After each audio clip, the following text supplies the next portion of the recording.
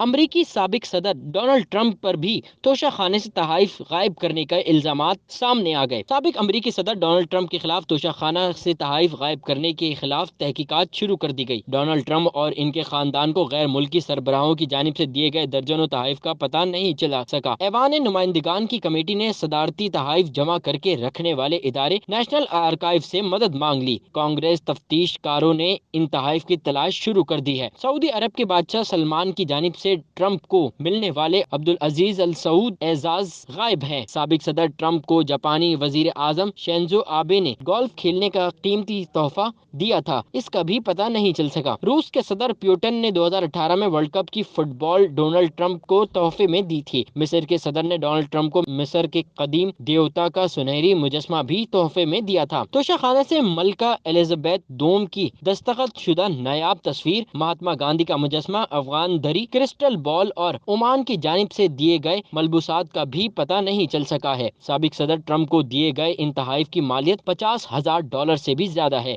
جس کے لیے تفتیش کی جا رہی ہے۔ سابق صدر ڈونلڈ ٹرمپ کو خفیہ دستاویز کے معاملے پر لاپرواہی برتنے کے الزامات کے خلاف بھی تحقیقات کا سامنا کرنا پڑا ہے۔ FBI اپنی کارروائی کے دوران سابق صدر کی مار ایک لاگو رہائش گاہ سے چین اور ایران سے متعلق کئی اہم دستاویزات برآمد کر چکی ہے۔ سید نعمان گل، C110 نیوز، کراچی۔